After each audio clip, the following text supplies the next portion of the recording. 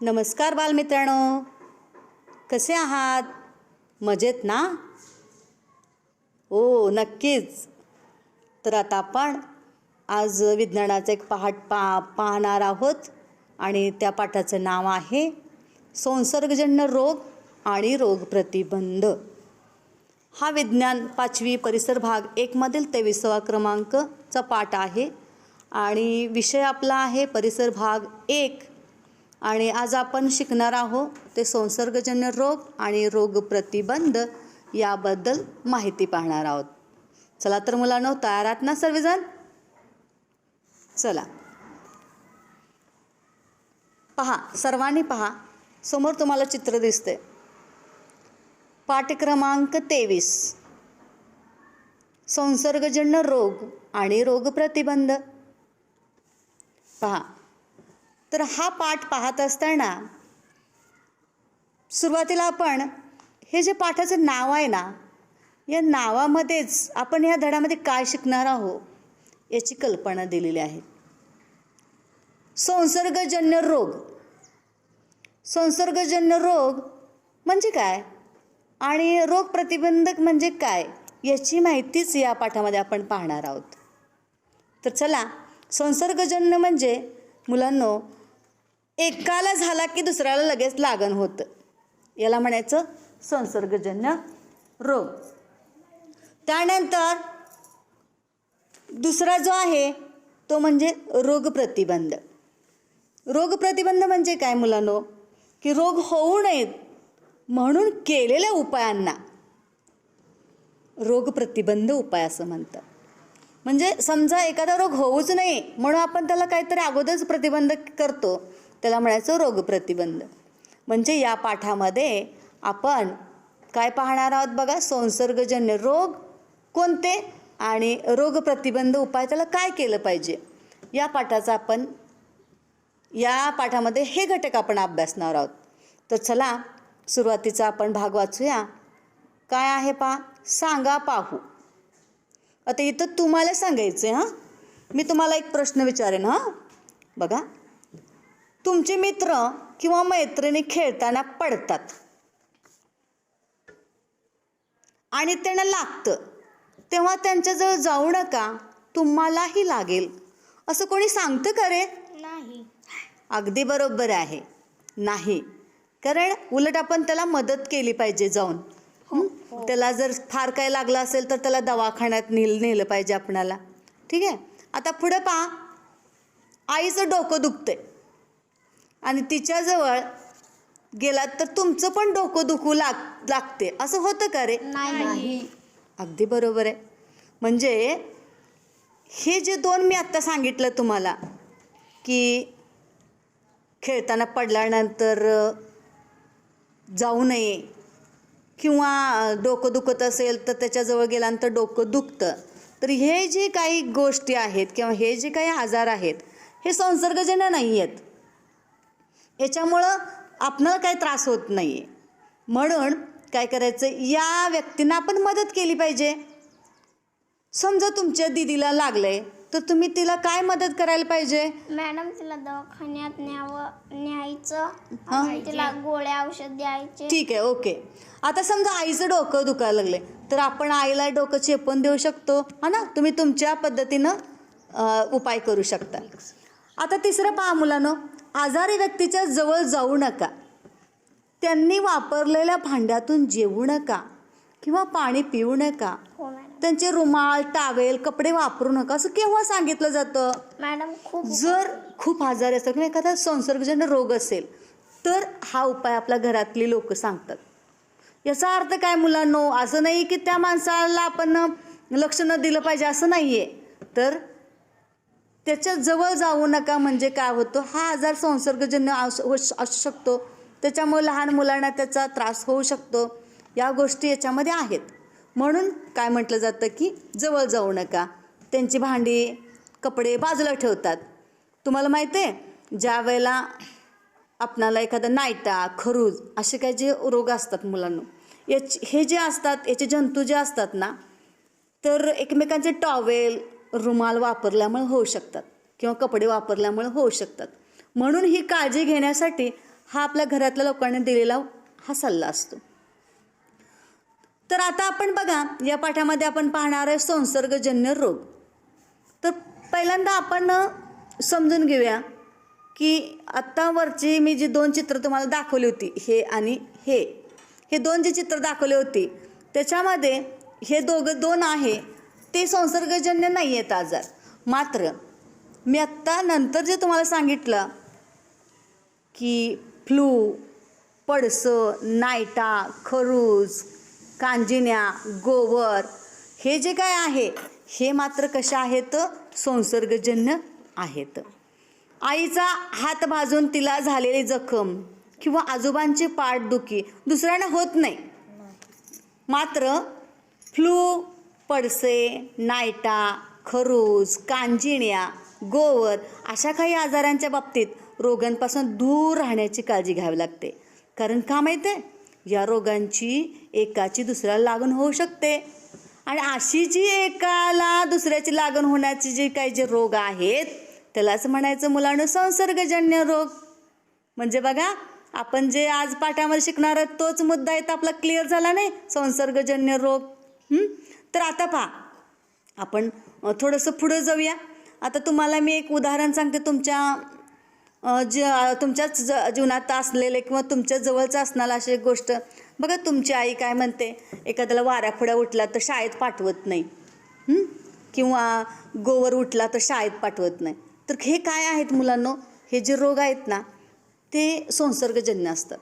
एकमेकांना वासानं किंवा एकमेकाच्या हवेच्या द्वारे ते संपर्कामध्ये ते होऊ शकतात. ह्या गोष्टी होऊ शकतात. म्हणून त्या मुलाला काही दिवस शाळेत तो येत नाही. तर हे रोग होतात कशामुळे हे तुम्हाला कधी माहीत आहे का मुलांनो? कशामुळे होतात तुम्हाला माहीत आहे का मुलांनो? कशामुळे होतात? सूक्ष्मजीवाणूमुळे. बरोबर. हे रोग कशामुळे होतात? सूक्ष्मजीवाणूमुळे होतात. आणि हे जे सूक्ष्मजीव असतात ना हे रोगाला कारणीभूत ठरतात. म्हणून त्याला रोगजंतू पण म्हणतात. बघा, रोगजंतूसुद्धा म्हणतात. प्रत्येक रोगास एक विशिष्ट रोगजंतू कारणीभूत असतं. म्हणजे सर्दीचा रोगजंतू वेगळा, फ्लूचा म्हणजे आपणाला समजा टायफॉइड झाला तर त्याचा रोगजंतू वेगळा. असे प्रत्येक रोगाचे जंतू वेगळे असतात. आणि त्यामुळे काय होतं, आपल्या शरीरामध्ये त्याला प्रवेश मिळाला की ते शरीरात वाढतात आणि आपणाला तो रोग होतो. आता पहा, हे रोग सूक्ष्मजीवाणूमुळे होतात. अशा रोगाला कारणीभूत ठरणाऱ्या सूक्ष्मजीवांना रोगजंतू म्हणतात. प्रत्येक रोगास एक विशिष्ट रोगजंतू कारणीभूत असतो. शरीरात एखाद्या रोगाच्या जंतूला प्रवेश मिळाला आणि ते शरीरात वाढू लागले की रोग होतो. एखाद्याला झालेला रोग दुसऱ्याला कसा होतो? एखाद्याला पडसे झाले असेल, त्याचे रोगजंतू त्या व्यक्तीच्या शिंका आणि खोकण्यातून हवेत मिसळतात. आणि हे रोगजंतू दुसऱ्याच्या शरीरात गेले की त्यांच्यापैकी अनेकांना पडसं होऊ शकतं.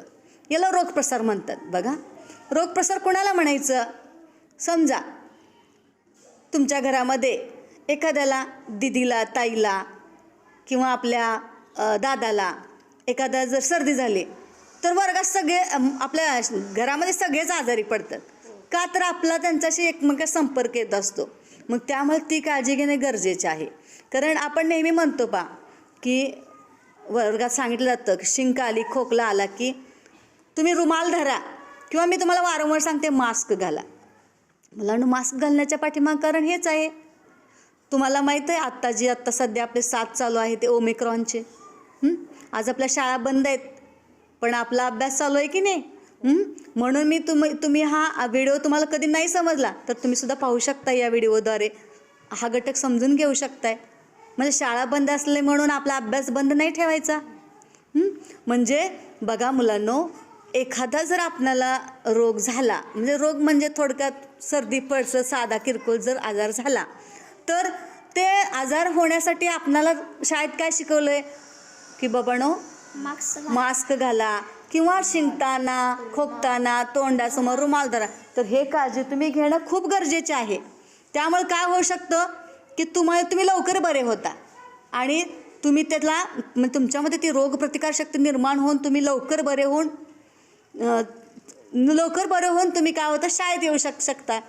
तर लक्षात ठेवायचं की पडसं जर झालं तर आपण शिंकताना खोकताना काय करायचं, तोंडासमोर रुमाल धरायचा. आणि पडसं म्हणा, सर्दी, हे सगळे जे काय आहे, कोरोना, ओमिक्रॉन, हे जे सर्व काय आहे, कसले रोग आहेत, हे संसर्गजन्य रोग आहेत. एकाला लागण झाली की दुसऱ्याला होऊ शकतं. म्हणून याची काळजी आपण घेणं गरजेचं आहे. त्यामुळं तुम्हाला शाळेमध्ये पण सक्ती केली जाते, मास्क लावा, सॅनिटायझर लावा, ह्या गोष्टींची सक्ती केली जाते. तर याच्या पाठीमागं हा एकच हेतू असतो की तुम्ही निरोगी राहावं. बघा, समजा एखाद्या व्यक्तीला टायफॉइड झाला आहे. टायफॉइड हा सुद्धा कसा आहे, संसर्गजन्य आहे. हा विषम ज्वरामुळे होतो आणि रोगजंतू हा निरोगी व्यक्तीच्या जर शरीरात गेला तर टायफॉइडचा प्रसार होऊ शकतो. पण मुलांनो, हे सगळं जे मी म्हणायला लागले मगापासून रोगप्रसार, पण हे कोणकोणत्या पद्धतीनं होते हे तुम्हाला माहीत आहे का? तर त्यातली आपण आज एकच पद्धत पाहणार आहोत ते म्हणजे हवेमार्फत होणारा रोगप्रसार. हवेमार्फत होणारा रोगप्रसार. आता ह्या हवेमार्फत कोणता रोग होतो ते पहा. आता मी तुम्हाला म्हटलं फ्लू किंवा हे जे रोग आहे, फ्लूचे जंतू, हे रोगाच्या थुंकीत असतात. फ्लूसारख्या रोगाचे जंतू रोगाच्या थुंकीत असतात आणि रोगाने थुंकल्यानं, खोकल्यानं किंवा शिंकल्यानं ते हवेमध्ये पसरतात आणि आसपासच्या लोकांना ते शरीरात हे जंतू श्वासावाटे शिरतात. पहा, तुम्हाला या चित्रामध्ये दिसते पहा, ती मुलं बघा, एक जण रस्त्यावर थुंकायला लागलाय आणि ती मुलगी जी आहे ना ती खोकते. तर हे योग्य आहे का? ह्यांची कृती अयोग्य आहे. म्हणजे उघड्यावर थुंकू नये, खोकू नका. पण आपण व्यक्ती कसं असतं, जिथं करू नका त्या गोष्टी करायची आपणाला सवय असते, आहे की नाही? तर मुलांना तुम्हाला जर आत्ताच वळण छान लागलं तर तुम्ही उद्याचे भावी नागरिक छान बनणार आहात. तुम्ही सांगू शकता आपल्या आईवडिलांना, कुणालाही, की बाबा असं थुंकू नका, खोकू नका. आणि खोकला तर समोर काय करा, मास्क तर लावा किंवा आपल्या तोंडासमोर रुमाल तर धरा. म्हणजे हवेवाटेनं काय होतं, छातीच्या आणि घशाचा रोगाचा प्रसार होतो. आता उदाहरणार्थ बघा, असे कोणते रोग आहे की जे हवेवाटे आणि छातीच्या व घशाच्या रोगांचा प्रसार होतो? उदाहरणार्थ बघा, क्षय, स्वाईन फ्लू इत्यादी. म्हणून काय करायचं, खोकताना किंवा शिंकताना तोंडासमोर रुमाल धरायला सांगितलं जातं. तुम्हाला असं विचारतात की खोकताना किंवा शिंकताना तोंडावर रुमाल का धरावे, कारणे सांगा. तर त्याला उत्तर तुमचं काय असणार आहे, तर खोंकताना शिंकताना आपल्या तोंडावाटे जंतू बाहेर जातात आणि त्याच्यामुळं इतरांनाही त्रास होऊ शकतो किंवा ते रोग होऊ शकतात. म्हणून शिंकताना खोकताना तोंडासमोर नाकावर रुमाल धरायला सांगितलं जातं. ठीक आहे. आता हा मी आत्ता तुम्हाला जे सांगितलं की बाबांनो, संसर्गजन्य कुणाला म्हणायचं, रोगप्रतिबंधाचा अर्थ काय, संसर्गजन्य रोग कोणकोणते आहेत आणि रोगप्रसार म्हणजे काय आणि रोगप्रसार कोणकोणत्या घटकांद्वारे होतं, तर याचा अभ्यास आपण आत्ता केलेला आहे. तर मी तुम्हाला याच्यावर एक प्रश्न विचारते, तुम्ही मला त्याचं उत्तर सांगायचं आहे. तुम्ही कधी ऐकलंय का रे मुलांनो की लहान मुलांना लसीकरण करतात? किंवा आता कोरोना 7 आहे, ओमिक्रॉन, तर लसीकरण सगळे घरातले आपले लोक घरातले जे करतात. आता लहान मुलांसाठी सुद्धा लस निघालेली आहे. तर आता मी तुम्हाला एक प्रश्न विचारते, बघूया कोण सांगतंय आता शिकवलेल्यापैकी. ठीक आहे, रेडी? हो.